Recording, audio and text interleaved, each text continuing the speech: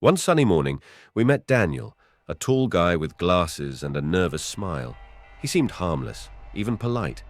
We exchanged pleasantries, and he assured us that he was studying history at a nearby university. "Hi, Daniel. Nice to meet you. My name is Alex, and this is my partner, Mark," I greeted him, trying to be as friendly as possible. "Nice to meet you, Alex, Mark. I'm Daniel. Sorry for being nervous. I'm always like this when meeting new people," he replied, his voice trembling slightly. "No worries, Daniel. You're our first tenant, so we're a bit nervous too." "You study history?" Mark asked, trying to put him at ease. "Yes. History has always fascinated me, especially the periods when the world was changing, and people were leaving traces of their actions," Daniel said, his eyes lighting up with genuine interest. "Sounds interesting. How did you find us? Are you looking for a place to study?" I inquired, trying to learn more about his story. "Yes, exactly. I needed a quiet place where I could focus on my research. Your house seemed perfect," Daniel explained. "I hope you'll feel comfortable here. It's quiet, and we're always ready to help," Mark added, offering an encouraging smile. "Thank you, Mark. I'm sure we'll have a good neighborhood," Daniel replied, visibly relaxing. And so ended our conversation with Daniel. His nervousness and interest in history immediately caught our attention. We couldn't have guessed that this quiet guy would bring so many mysteries and unexpected events into our home. Daniel moved in quietly, carrying a few boxes with his belongings. But soon, we noticed something strange. His room was like enveloped in an atmosphere of the past.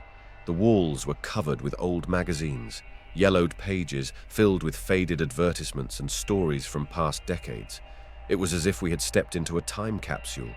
The old magazines, with their worn covers and crumpled corners, created the impression that they contained not just information, but emotions. Daniel arranged them carefully, as if each page was a valuable artifact to him. We couldn't understand why he was so fascinated with this strange decor.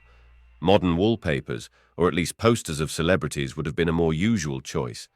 But Daniel preferred to preserve this piece of the past, as if he wanted to delve into the secrets of time.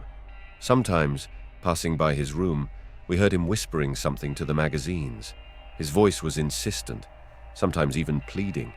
We wondered what these conversations were. Maybe he was talking to imaginary friends, or trying to decipher hidden messages in the old articles. The walls, like witnesses of time, remained silent.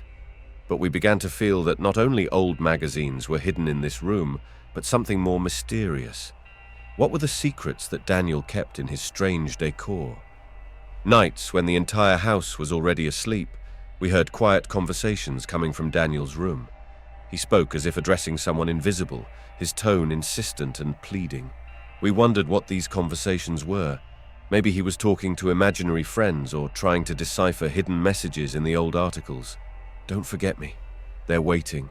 Keys to another world." Daniel whispered these phrases as if he was connected to something bigger than our world. Mark and I discussed this. Mark suggested that Daniel might be a member of some secret organization, and these whispers were code phrases. I leaned towards the idea that he was simply obsessed with his research and trying to unravel the mysteries of the past. One night, deciding to check what was happening, I crept to his door. The light inside was dim, and I heard Daniel say, "She was here. I saw her. A woman in a clown costume. She was screaming and her voice tore through the air." It was strange. A woman in a clown costume. What was she doing in his room? One stormy evening, Mark went down to the basement to check the fuse box. There, in the dim light, he saw an old man, a frail, disheveled figure staring at him with wild eyes. Mark stepped back, his heart pounding. Who was this stranger? What was he doing in our basement?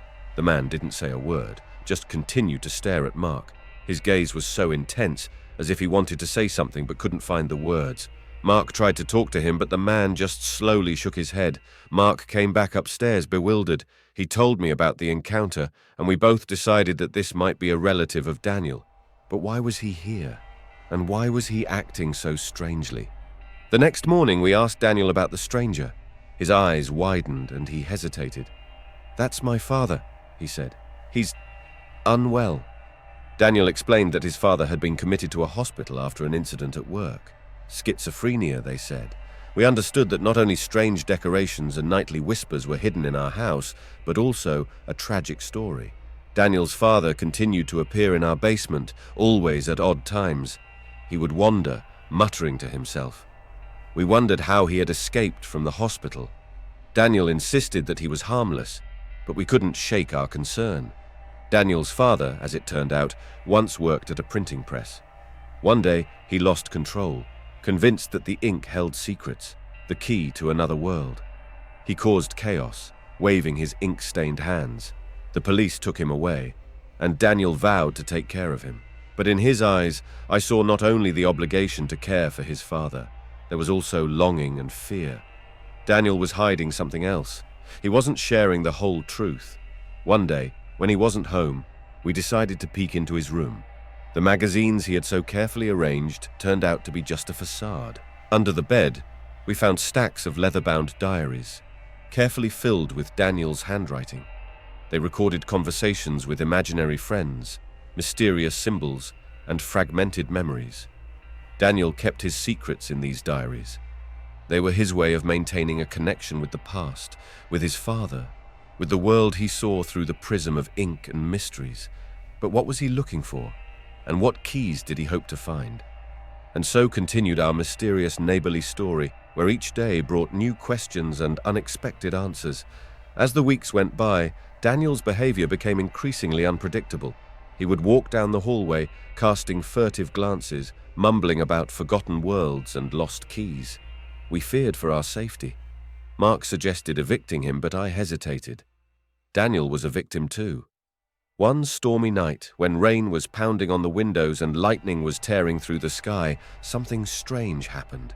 I heard footsteps in the hallway and stepped out of my room. Daniel was standing at the door of his room, his gaze fixed on the endless darkness. "Alex," he whispered, "do you believe in parallel worlds?" I was stunned. This was something completely unexpected. "Parallel worlds?" I asked. Daniel nodded. "My father spoke of them. He claimed that ink is not just ink. It connects our world with other dimensions. He saw doors hidden in texts and keys that could open those doors." I tried to understand what he meant. "You mean ink is a key?" Daniel nodded again. "Yes, and I think my father was right. He saw something more than we can imagine. I want to find those keys, Alex. I want to open those doors." This was a turning point. I realized that Daniel wasn't just looking for answers in old magazines and diaries. He was looking for a way into other worlds, into the elusive past of his father, and I decided to help him. Sometimes, in mysteries and secrets, we find our destiny. One night, everything reached its climax. Daniel continued to study his diaries, and every time he opened them, his eyes burned with a strange fire. He claimed that he had found the keys, symbols that could open doors to other worlds. We were increasingly worried. Daniel became more and more withdrawn. His conversations became more incoherent. He spoke of forgotten worlds, of ink being more than just ink, of portals to other dimensions. On the last night before his disappearance, we heard strange sounds coming from his room. We burst inside and saw Daniel sitting on the floor, surrounded by his diaries. He was muttering something, his eyes filled with fear and excitement. "I found the door," he whispered. "The door to another world. It's here in this room. I must open it." We tried to calm him down, but he was adamant. He pulled out an old magazine from under the bed, its pages filled with strange symbols. He began to read them aloud as if casting a spell. And then something incredible happened. The air in the room began to shimmer as if coming to life. A door opened before us, one that we couldn't see. Beyond it was darkness, but we saw silhouettes, figures moving inside. Daniel stood up and stepped through the threshold. We tried to stop him, but he vanished into the darkness. The door closed behind him, and we were left standing there, stunned. Since then, Daniel disappeared. His room remained empty, but the diaries were still there. We continued to study them, trying to understand what happened. But one thing we know for sure, ink is not just ink. It is the keys to other worlds, to unexplored mysteries and possibilities. And so, our story ended. Daniel left a mark on our hearts, reminding us that even in the quietest corners, mysteries and unexpected turns of fate can be hidden. After Daniel's disappearance, we couldn't shake the feeling that his vanishing was no coincidence. We began to delve into his journals and noticed an intriguing detail. Many entries were written on old, nearly faded paper, and some pages featured different handwriting styles. It seemed like they belonged to more than one person. One day, amidst the pages, we stumbled upon a peculiar key, metallic, adorned with intricate designs and ancient symbols. It had a date engraved on it, 1923. This was a clear sign that the key belonged to another era. But what could it unlock? We decided to dig deeper into Daniel's family history. Consulting the archives, we discovered that his father, Henry, was not just a printer, but a renowned occult researcher in the early 20th century. He had participated in numerous expeditions seeking ancient artifacts that could unveil the secrets of the universe. Henry's story filled us with an even greater desire to uncover what had happened to Daniel. We felt that the key we found in the journals could be our guide. The journey began with searching for a building mentioned in one of the journals. It was an old house in the suburbs, abandoned and overgrown with ivy. We were convinced that this house was connected to Daniel's disappearance. Pushing through the half-closed door, we stepped into a dim and dusty room. Inside, we found numerous old books and documents. Among them was a map marked with notes in Henry's hand. It pointed to a hidden room beneath the house, which served as his laboratory. When we located the secret door, the key we had discovered earlier fit the lock perfectly. Downstairs, in the dim light, we found the laboratory full of strange tools and apparatuses. In the center of the room was a large table scattered with papers and photographs. One of them depicted a young Henry holding the very key we had found. The walls were covered with blueprints and diagrams showing the structure of parallel worlds and methods for crossing between them. We realized that Henry had been working on creating a portal that would allow travel between dimensions. Our research led us to understand that Daniel had continued his father's work, trying to finish what he had started. We found notes describing experiments using ink and symbols to create a portal. Gathering all the necessary ingredients and symbols, we decided to attempt opening the portal. Following the instructions from the journals, we drew a complex figure on the floor and applied special ink to it. As we recited the incantation, the room began to shake and the air filled with light. Before us, a door slowly opened, revealing another world. We saw Daniel standing on the other side, his face calm and resolute. He extended his hand and called us to join him. We stepped forward, and suddenly everything around us changed. We found ourselves in a world full of fog and shadows, where the boundaries between reality and fantasy blurred. Daniel told us that he had found answers to many questions that had plagued his father. He discovered that parallel worlds exist and intertwine with ours. These worlds are inhabited by beings beyond our comprehension. We decided to return to our world, but we knew that the door was always open. We understood that Henry and Daniel's story was just the beginning, and new discoveries and adventures awaited us. We vowed to uncover all the mysteries this extraordinary world held. Upon our return, life in our once quiet home seemed both familiar and foreign. We couldn't help but feel that our brief sojourn into the unknown had altered our perceptions of reality. The door to the parallel world was still accessible, and the knowledge that there were infinite realities out there haunted our thoughts. As days passed, we found it difficult to resist the temptation to explore further. One evening, we gathered our courage and decided to venture back into the portal. This time, we brought along a backpack filled with supplies, determined to document our findings and bring back proof of the existence of parallel dimensions. We entered the misty world once again. As we walked through the fog, we noticed the landscape shifting and changing as if it was alive. Strange structures emerged from the mist, ruins of ancient civilizations, towering trees with luminescent leaves, and rivers that seemed to flow with liquid light. In the distance, we saw a village. As we approached, we noticed that the inhabitants were unlike any we had ever seen. They were humanoid, but had features that were distinctly otherworldly. Their eyes glowed with an inner light, and their skin shimmered with an iridescent hue. Despite their alien appearance, they welcomed us warmly and communicated through a combination of gestures and melodic sounds.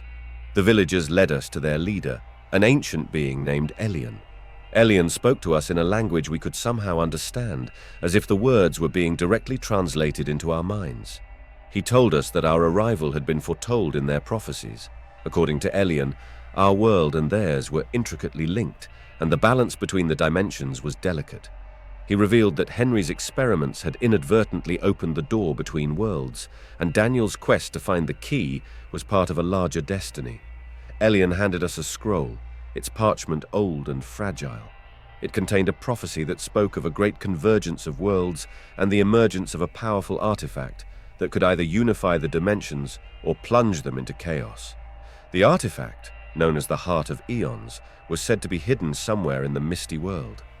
With the prophecy in hand, we realized that our journey was far from over. Elian warned us that many dangers awaited, but he also promised that we would find allies among the otherworldly inhabitants.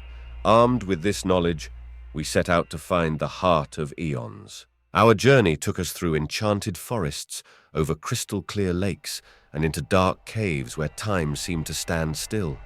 Along the way, we encountered various creatures, some friendly and some hostile. We learned to navigate this strange world, relying on our instincts and the guidance of the villagers. The path to the Heart of Eons was fraught with challenges. We faced trials that tested our resolve and forced us to confront our deepest fears. In one such trial, we had to cross a chasm filled with swirling mist, where the bridge seemed to vanish with each step. Holding hands and trusting in our unity, we made it across. In another trial, we found ourselves in a labyrinth of mirrors, each reflection showing a different version of ourselves. It was a test of self-awareness and acceptance. By embracing all aspects of who we were, we managed to navigate the maze and find the exit. As we drew closer to our goal, we encountered the Guardians of the Heart, 3 ethereal beings who stood watch over the artifact. Each guardian embodied a different element: fire, water, and air. They challenged us to prove our worthiness by solving ancient riddles and demonstrating our understanding of their respective elements. The Fire Guardian's riddle tested our courage. The Water Guardian's trial required us to show compassion and empathy, and the Air Guardian's challenge called for wisdom and insight. Through teamwork and determination, we successfully passed each test and gained the Guardian's approval. Finally, we reached the chamber where the Heart of Eons was kept. The artifact was a pulsating, radiant crystal that seemed to contain the very essence of the universe. As we approached, the crystal began to resonate with a powerful energy, filling the chamber with a brilliant light. We knew that our actions here would determine the fate of both our world and the misty dimension. Guided by the wisdom we had gained on our journey, we carefully took the Heart of Eons and activated its power. The energy surged through us, and we felt a profound connection between the dimensions. With the Heart of Eons in our possession, we returned to Elion's village. The villagers gathered around us, their eyes filled with hope and anticipation. Elian guided us through a ritual that would use the artifact's power to restore balance between the worlds. As we completed the ritual, a wave of energy rippled through the misty dimension and into our world. The boundaries between the dimensions began to stabilize, and we felt a sense of harmony returning. Elian thanked us for our bravery and assured us that the connection between our worlds would remain strong. With our mission accomplished, it was time to return home. We bid farewell to our new friends, promising to visit again. As we stepped back through the portal, we felt a sense of fulfillment and purpose. We had not only discovered the truth about Daniel and his father, but also played a crucial role in preserving the balance between worlds. Back in our world, life resumed its normal pace, but we were forever changed. The knowledge of the parallel dimensions and the experiences we had shared made us see our own world with new eyes. We continued to study the journals, now understanding their true significance. Months later, we received a letter. It was from Daniel, who had found a way to communicate from the other side. He thanked us for our help and shared his plans to continue exploring the mysteries of the parallel worlds. He also hinted at new discoveries and adventures awaiting us. We knew that our journey was not over. The door between worlds remained open, and with it, endless possibilities. We prepared ourselves for new adventures, ready to face whatever challenges and wonders lay ahead. Our lives had become a tapestry of extraordinary experiences, and we embraced the unknown with open hearts and minds, knowing that the quest for knowledge and understanding was a journey that would never truly end. Upon our return to the familiar world, it wasn't long before those around us began to notice subtle but profound changes in our demeanor. Friends, family, and even casual acquaintances remarked on how different we seemed. "There's something about you that's different," said our friend Sarah one evening over coffee. "You both have this air of mystery, like you've seen things the rest of us can't even imagine." It was true. The experiences in the parallel dimension had left an indelible mark on us. We carried ourselves with a newfound confidence and an almost palpable sense of purpose. Our interactions with others were more thoughtful, our conversations more profound. One day, as we walked through the park, a child ran up to us and stared intently into our eyes. "You have stars in your eyes," she said with innocent wonder. Her mother quickly apologized and led her away, but the child's words lingered. We realized that the energy of the other dimension had become a part of us, subtly influencing our aura. It was as if we had brought back a piece of the misty world's magic, and it radiated from us in ways that others could sense but not fully understand. As we delved deeper into Daniel's journals, we uncovered more about the hidden knowledge he and his father had sought. The journals spoke of ancient civilizations, forgotten technologies, and the interconnectedness of all things. They hinted at a deeper truth about the nature of reality, one that transcended the boundaries of our understanding. We decided to compile our findings and share them with a select group of researchers and scholars who might be open to exploring these esoteric ideas. The response was mixed. Some dismissed our claims as fanciful, while others were intrigued and eager to learn more. One researcher, Dr. Evelyn Hart, reached out to us with particular interest. She had spent years studying quantum physics and the theory of parallel universes. Our experiences and the information in the journals provided her with new insights and theories that could potentially revolutionize her field. Dr. Hart invited us to join her team, and together we began working on a project to explore the implications of our discoveries. With her expertise in physics and our first-hand experiences, we aimed to bridge the gap between scientific theory and the reality of the parallel worlds. Our collaboration led to breakthroughs that were both exciting and daunting. We developed new technologies to monitor and measure the energies of the parallel dimensions, and we even managed to create a stable portal that could be opened and closed at will. As we made these advancements, we couldn't help but feel a sense of responsibility. The knowledge we possessed had the potential to change the world, for better or for worse. We were determined to ensure that it would be used for the greater good, to expand our understanding of the universe, and to protect the delicate balance between dimensions. With the portal now under our control, we prepared for our next journey into the misty world. This time, we were not alone. Dr. Hart and a small team of trusted researchers accompanied us, eager to experience the parallel dimension firsthand and to gather data for further study. As we stepped through the portal once more, we felt the familiar rush of energy and the sense of stepping into the unknown. The misty world welcomed.